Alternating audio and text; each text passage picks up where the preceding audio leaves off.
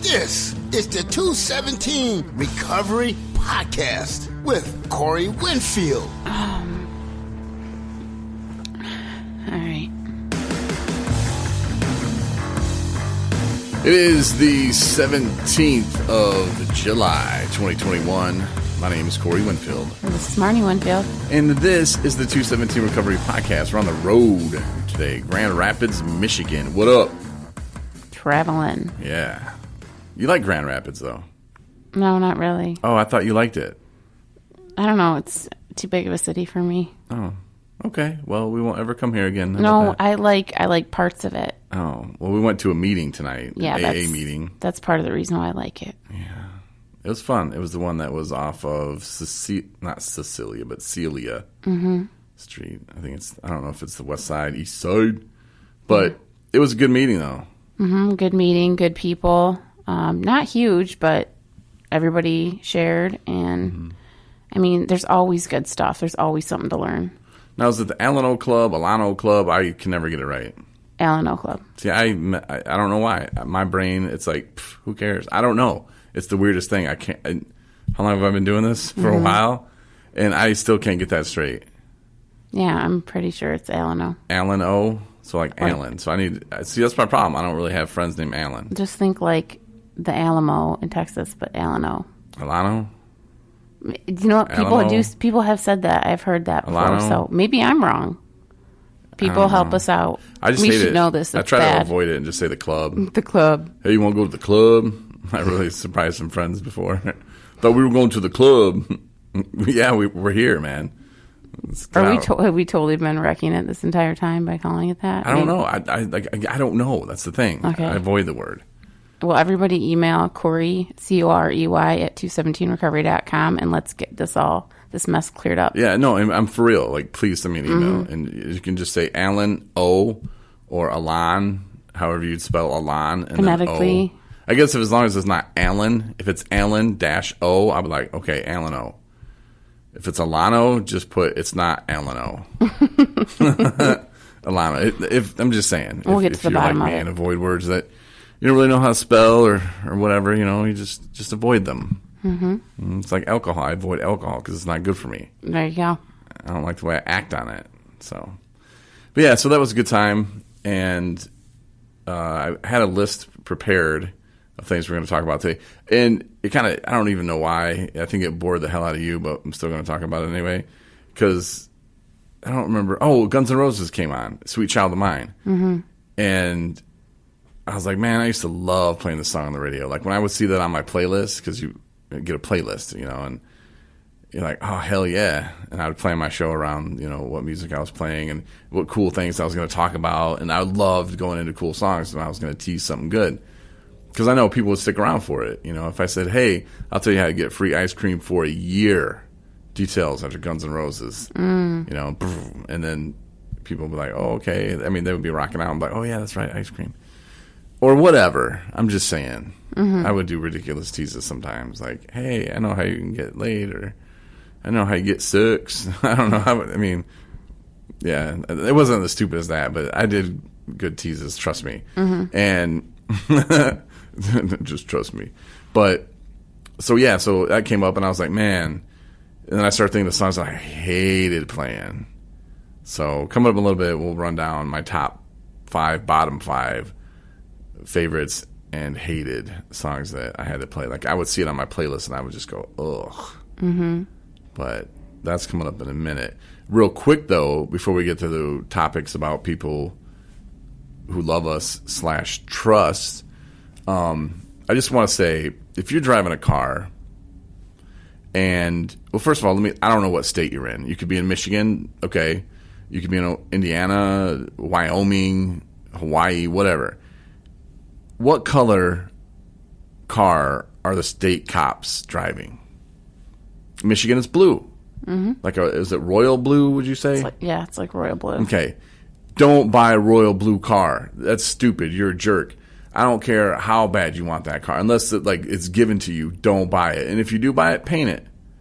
Because you really mess people up. We're on the interstate, the freeway, just trying to do a little speeding, not crazy speeding, but just, going with the flow. And you look behind you and you see some, po-po. Nope, just some, and I'm not going to call you an a-hole. I'm just saying. This is going out to all the people who actually have their own personal blue vehicles. You increase Corey's stress level. Unless you're a cop. And you're like, just for fun, I'm going to buy a blue car. Even when I'm not on duty. I'm going to mess with people. I bet you no cop does that. Not Oh, their, I bet you. You think their extra what do you car want is to bet? blue? We'll just cruise by, see what cars are in the parking lot. I bet they're all blue. I wonder if they make them do that. I would make them. You have to have a blue car, or I would give them a blue car, because wherever you go, people are gonna slow down. I'm just saying, it's not nice to do to people. So paint your car, and if you're in another state, they could be white, they could be black, whatever. Black one would be hard. It should be a law that cops cannot have black cars, because I see county boys sometimes. Lots of times they're like navy blue.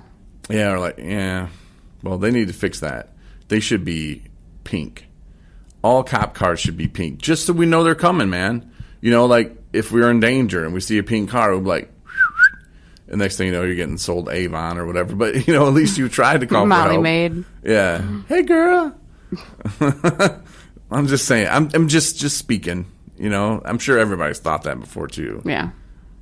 Or maybe not, but now you've heard about it, so now you probably are on my page. You're on Team Corey. There's nothing wrong with that. You can be on my team. Welcome to the good team. Welcome to the good side. But just saying. All right, so I got hit with an emotional moment tonight. You know about it because, I shared about it at the meeting. I got all choked it up again. Got real choked it up. Well, not like that choked it up, but no. When people get sober, there's a lot of things that we go through. First of all, I've been sober 2 years, 7 months, and it feels like 25 years. Like 2 years ago seems like 100 years ago. Like it seems like time goes by so slow, but it's a good thing. Because like 2 years ago, it seemed like, oh man, way back then. And in my drinking days, I was like, I don't know, I hit 36, and I'm like, oh yeah, 28, yeah, that was just yesterday. No, that was a long time ago. That was 8 years ago, buddy.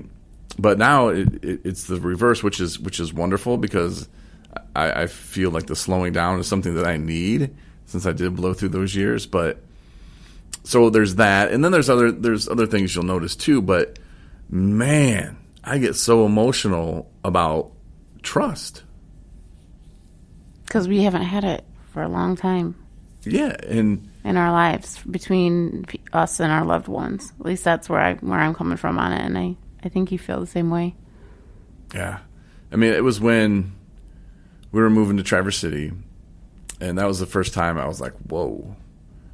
And that was not this past April, but the April before, and Trump's was given the $1,000 or whatever stimulus thing, and we were needing the funds, and I needed to pay off because my last drunk got me thrown in jail and sent to rehab, and I lost my apartment. I mean, my lease was up, but like my parents had to go, and my little brother had to, not my little brother, my younger brother, he went over there and helped, move all my stuff out, and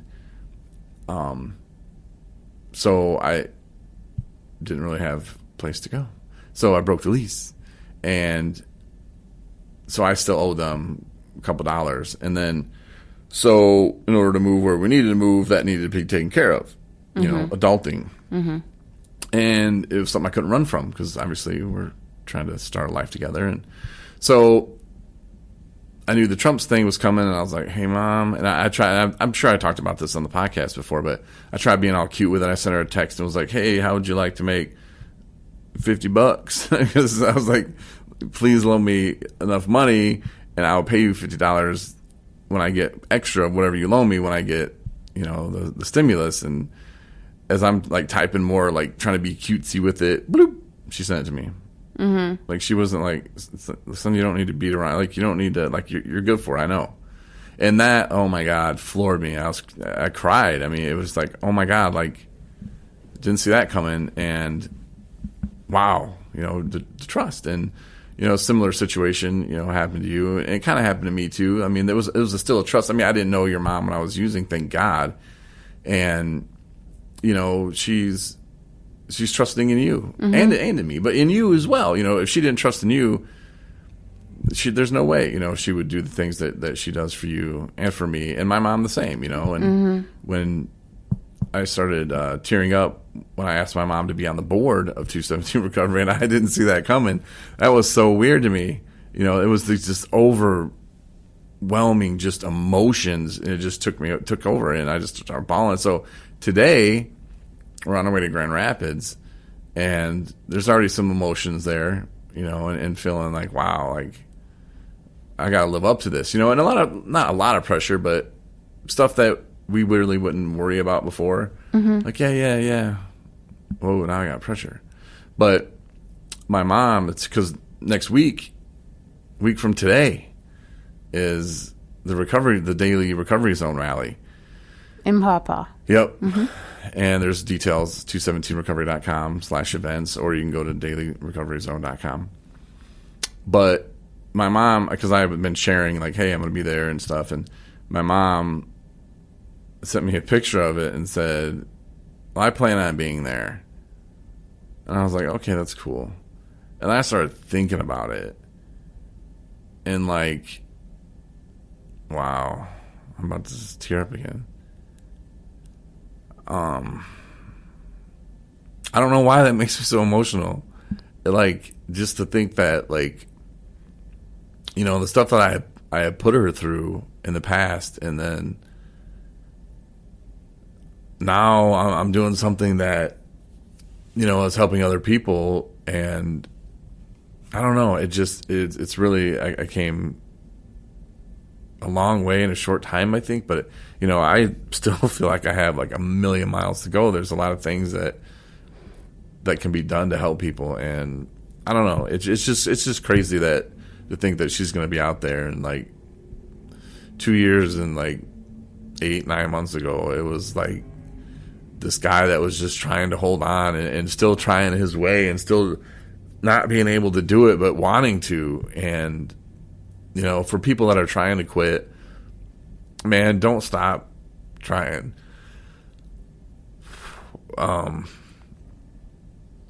It's so worth it, man. I know, yeah, we should probably just do this over. No, not at all. But it's so worth it. It really is. And, I mean, these are like joy tears and emotions that I'm just not used to. So when they hit me, I guess I really don't know what else to do. My body just reacts, I guess. But no, it's so worth it, man. It's beautiful. It really is. And when people tell you you got to do the things you don't want to do to have this kind of life, to have a good sober life, to actually live life, what it means, man, is you don't have to drink. You don't have to use drugs, because that's what you want to do, right? That's what your brain's telling you. Yo, man, you're feeling sad, use some drugs. Go get a fifth, bro.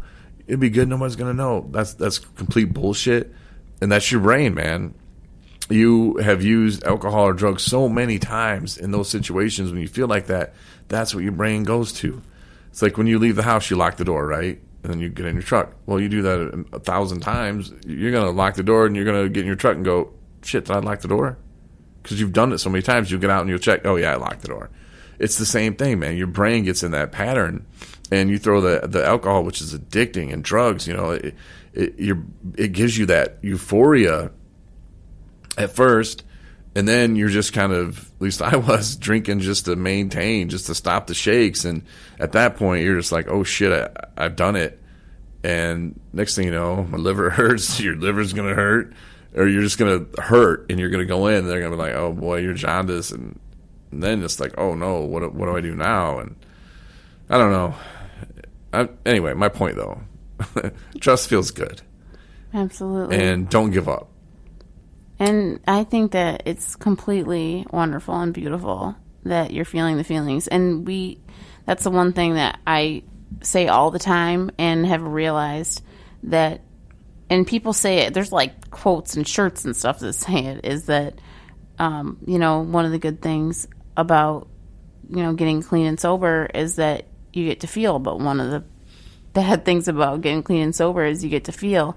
And all that really means is that what you're feeling, like your emotions and you being in touch with, your brain and your body and your soul are all one, is because you're clean and sober. And like, we don't recognize, that's foreign to us. We're not used to it. And so that's why I think it's such a wonderful thing. And the other thing too is there's so much honesty in, how you're feeling. But there's so much honesty in when you're feeling like that, because why we get emotional and why we're able to actually be so like overflowing with gratitude is because that you're putting your 100% into your recovery today. And that we're doing everything we can from the second we wake up until we fall asleep to be able to live another day clean and sober. So we're doing the work every day, because it is work. And so at the same time, it's like we're patting ourselves on the back, which we all should. Every day that you fall asleep clean and sober is a triumph for everyone out there. I don't care if you got 2 days or 2 years or 20 years. So I think it's beautiful things. And tears are genuine and it's amazing. Well, yeah, I guess. No, and I've heard that saying before too about, good thing, get your feelings, the bad thing, get your feelings back. But it's not a bad thing. Yeah, I don't mean it like bad. But I've heard people say who are just half-assing it, and I just didn't like those people. So that's the term that it's all right, but I don't know. It's crazy. Like, you'll feel it one day too. I promise you, don't give up on yourself, and you'll feel this too, and you'll have one of these moments, and you'll be like, Jesus, this is what Corey was talking about. But what freaks me out though is I have to speak at this rally next week. I'm gonna have to act like my mom's not in the crowd, because I'll bust out bawling, and I want to go up there like all cool, telling some jokes, maybe inspire some people. But if I go up there and start just bawling, so now I'm gonna have stage fright. No, I will. No, I highly doubt that. It'll be the first time since, probably 2003. Oh man, it's gonna be bad. No, it's not gonna be bad. It's gonna be great. I'll just remember the time I couldn't throw the shirt off the stage. There you go. People were like, dude. Yeah, I was going to really chuck that shirt out in the crowd, because I used to have to introduce bands and comedians or whatever, and I'd go out there and they'd hit you with these bright lights, and you couldn't see nothing, man. And I just reared back, and I used to have to drink before I did it. I'd have to like go backstage and pound a couple beers, just to get the jitters out, because I used to be so scared. Being in a room talking on the radio is way different than being in front of a crowd. Mm-hmm. And man, I just chucked the shirt as hard as I could, threw my arm out, and it didn't even get off the stage. I was like, it was wrapped up tight, we had to like fold it and tie it in the knot. And people just in the front row just looking at me like pathetic, because I was like, what? Because I heard some noise, so I like put my hand up to shield the lights, and I was like, oh. And the dude got out of his chair and jumped up and he had to like lean over to get it off the stage. And I was like, well, I don't know, man. My arm. I tried saying my arm. I'm injured. I got tennis elbow, man. Mm-hmm. I threw it out. But yeah, so. But it'll be a good time though next week. I'm hoping to get the people that are going to be there with us speaking on the podcast this week, and put them on the app. That's a great idea. Yeah, and I had the idea like 4 months ago. I know, but then we got the new equipment at home, so I'm trying. I guess still have to figure that out, how to get people on. But obviously, I need to figure it out, because I'm gonna have guests on all the time. But yeah, so look forward to that, and check our app out. If you don't have our app, you can get it at the App Store. It's free. We have the daily readings on there, 24 hours a day. And we have daily reflections as well. So there's a place for you to get it and upload. It takes 2 seconds, to pull it up on your phone, and that's right there. If you have another way that you get it, that's cool too, man. But if you want to use our app, feel free. There's podcasts you can listen to all the way. Well, sort of. If you go to the website 217recovery.com, you can listen to day one podcast through me going, hey, this is what we're doing, and it's just kind of silly. What was the first day of the first podcast? I want to say it was the 6th of April 2019. 19, yeah. Yeah. Maybe the 7th. That sounds right. Yeah, something like that. And yeah, that's when I was in Sober Living. And, some of those podcasts, they bring back memories. And Rob and Matt started it with me. And then Trevor was there for a minute. And Ryan. And then some of the people that have come in the house. And some of them passed away. Overdose and stuff. But, I'm doing well. And that's all I can really do. That's all we can. That's all we can say. I can just control if I drink or use today, and I didn't again. So victory! All right, so everybody's been waiting for me to clear my nose, sniffles.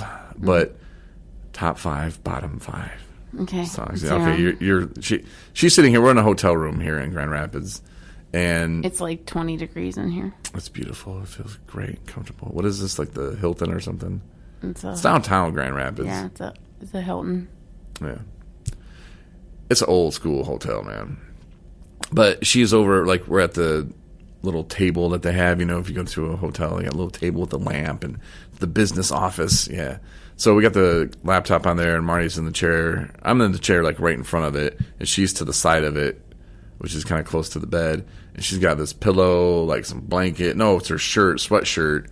And she got, like, 2 pillows on her, and if she sounds muffled, it's because the pillow is, like, between her and the microphone.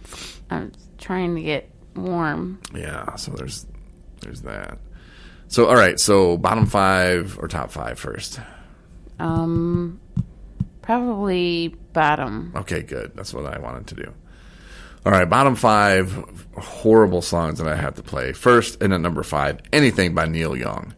I would see that on my list and just go, can I move it down? Maybe it won't get played this hour. Can I swap it?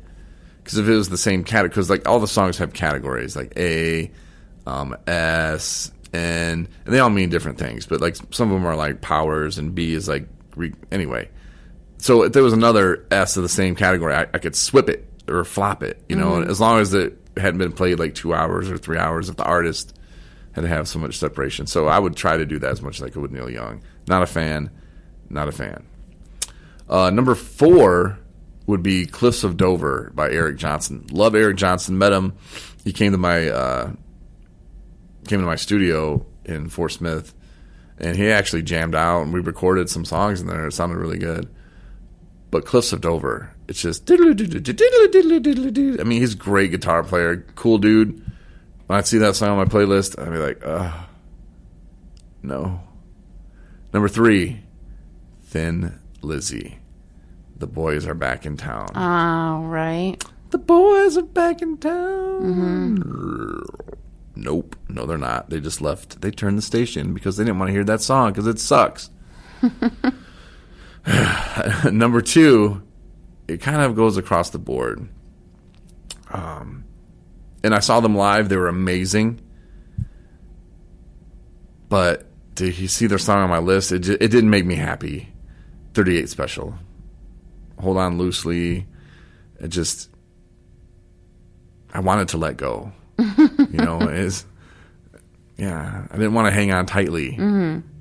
I wanted to lose control and just take that right off my playlist. Number one, and I don't even know why I played the song. I should have broke the CD when we had CD. I should have broke it or just deleted it. I don't know.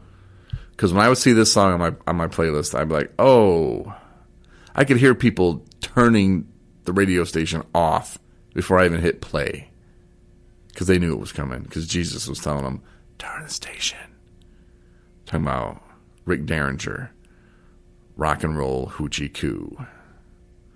Rock and roll hoochie coo. Oh, right. That is a terrible song. Yeah. Yeah. Yeah. Honorable mention, I almost made the list. Alice Cooper. Any song by Alice Cooper. Yeah. No More Mr. Nice Guy. I'm 18. on board with that one. Yeah. So that was honorable mention. So that's the bottom 5. Okay. Now top. So, the top. There's some songs that we love to hit the post on, which is like, and Foo Fighters were really good at it. Like, they would leave about 8-10 seconds sometimes where they, then their songs start out pretty cool. So I love going into like a up-tempo Foo Fighter song. I mean, there's like, I think Best of You just, I got another, just kind of starts out like that. But some of them are really cool. Like My Hero, love that one. Love going into that. So that was cool. And at number 4 would be Aerosmith, Sweet Emotion. Loved playing that song. It's a good song. Yeah. I love Aerosmith in general. I love all Aerosmith songs. Yeah, that was cool. I loved them. And now, I don't know. I think they're done. And that's cool. But, I mean, I saw them live. Aerosmith? Yeah, back in... in... no, they'll never be done. 2005. They were really good. Motley Crue sucked. I don't know. I guess they got a new album out or something, but they were horrible. I'm not talking about new stuff. I'm just saying... Neil Young. Or not Neil Young. Jesus. Whoa. Vince Neil. That was a flip. I know. Vince Neil. Motley Crue, they sucked live. It was horrible. Mm-hmm. Meow, meow, meow, meow, meow, meow, meow, meow, meow, meow, meow. I'm like... He's meowing up there. Like, he's not saying he's meowing. He's meowing. I forgot the words, but I guess he's still going in tune. Yeah, they suck bad. Anyway, where am I on my list? Number 2, or am I at number 3? But you started talking about ones that weren't good. Again, sorry. So that threw me off. I'm at number 3. Okay. Led Zeppelin's Black Dog.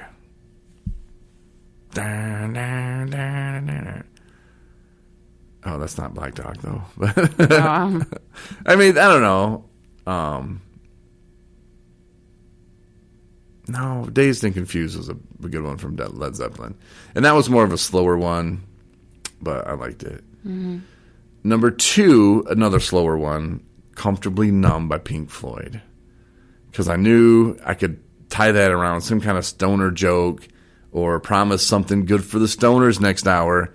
And, I mean, I don't know. Should I have been doing that? I hear people do that on the radio now, and I'm like, ugh. But see, now, though, it's a lot of the stuff in radio is about drinking. Like, yeah, man, it's 5 o'clock, getting off work, gonna have a cold one, yeah. And back when I was in radio, like, that's what we thought people were doing. I'd say 92% of America doesn't get off work and go straight to drinking. Right. That's something that I did. Mm-hmm. And that's, I don't know, it's crazy to think about it that way now. And I mean, think about it now. If you listen to, your favorite radio station or whatever, are they doing that kind of stuff? Because if they are, that's a reflection on what they're doing. And I think sometimes people in radio get trapped into, oh, this is me, this is what I'm doing, this is what everybody's doing. And it can really tell a lot about a person in a station. But anyway, number 1, Sweet Child of Mine. Mm-hmm. Yeah, I knew you were going to say that. Yeah. Because I would even say, what would I say? Turn it up in 3, 2, 1. I would not talk over that intro. Mm-hmm. I'm like, you ready to rock? You ready to rock, man? I'm in the air chair. I got canned. You wouldn't say that. Hey, it's Miko. I got canned. But no, I'd be like, all right, you ready to rock? 3 seconds, turn up the radio. Count 3, and I would turn my mic off. Mm-hmm. 1, and I hit the song.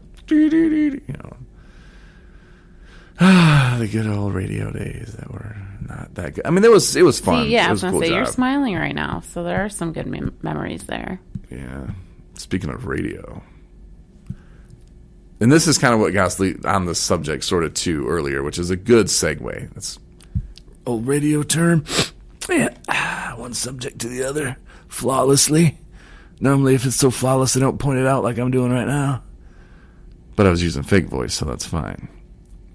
But we heard them bleep weed out of your favorite Justin Bieber song. Oh, yeah. I know you hate that song. I get my peaches from Georgia, which I'm gonna make a spoof to that song, and it's gonna be amazing. I'm not lying. It's going to be amazing. It's literally on the radio station. I love the radio station I listen to, but it's on there like once every half hour. Yeah, but Justin Bieber says, I get my weed from California. Yeah. And they bleeped it. They bleeped weed. And I immediately started thinking, did they just bleep weed? And I asked you, I was like, did they bleep weed? And you're like, yeah, I think so. Mm-hmm. Now, here, when we heard it 4 times on the Grand Rapids station, they did not bleep it. So apparently Traverse City is conservative. Maybe. Yeah, you can't really buy weed in Traverse City unless you get it for medical stuff. Right. So, well, I don't know, we don't Grand know Traverse that. County. I mean, you can buy it from Hank on the corner or whatever. But, Right. You know, as long as you go in the store, they're like, yeah, we're going to need to see your doctor's card. Mm-hmm. Whatever. Okay, more money to somebody else. It's pointless. But no, and like how many drinking songs are like, get my and drink my and get my dog and go to the lake and get my. No, they're not bleeping beer or none of the drinking stuff. No, they never do. There's entire songs about that. Yeah, that's messed up. It is. Like, again, that's one more thing that society is going to throw on it. Oh, it's cool to drink. It's fun. Go drinking down by the creek and get your critters out there and your dog and make love on a tailgate. Yeah. It's a Luke Bryan song. It goes just like that. Okay. But, like, what's up with that, man? And again, you know, we wonder, well, what's going on? You couldn't handle your liquor? Like, you weren't drinking responsibly? Like, no, man, drinking makes me feel good and numb. And when I want to unwind, it's air quotes, that's what I do. And then I do it for everything. And then you yell at me and you point fingers at me and you shame me for falling into this trap. When on the radio, oh, she left me. I'm going to get my fifth and go to the creek with the swimming hole and frogs and tractors and Jesus. And Neil Young. Oh my gosh. Get my Neil Young CD and go. Yeah, anyway. Maybe we shouldn't shame. You know, maybe we should help. That's my point to all that. You know, if you're going to throw it out there like that and you're going to bleep out weed because it's so bad. Now, for me, can't smoke weed. It'll lead me to drinking. I think if marijuana can help you, it does help people for certain things, and hey, that's fine. For me, personally, I can't do it. I tried. I'll just smoke weed. No, can't. But I don't think it's as bad as alcohol, man. I haven't heard of weed shutting down your liver. Maybe it does. I've just never heard of it. But again, you know, substituting one for the other, I'm not a big fan of that. So if you're like, oh, well, I drink, I'm a smoker. No, okay. You're not getting to the root of the problem that caused you to drink. You know, you're not learning how to deal with things responsibly and like you should. That was my point to that. My friend Rob, you know, he's been on the podcast. You know, he was a big heroin guy, and then boom, you know, he's not using that, and he started drinking. Well, now he's got to keep drinking. Mm-hmm. You know, and I pray for him, so that's all I can do. But yeah, just be careful and don't be switching one for the other. And thanks for listening. That's it? Well, you're tired. And I am tired. It's past midnight now. So it's okay. Keep going. No, I'm good. Yeah, I'm good. Was there something else I was going to talk about? Was that it? I don't know. You don't have your list with you. I don't. It's in my head. Oh, okay. The list is in my head. So I think that's fine. Thanks for listening, and you get the app. And yeah. Yeah, thanks for listening, everybody. Yeah, thank you. Peace out.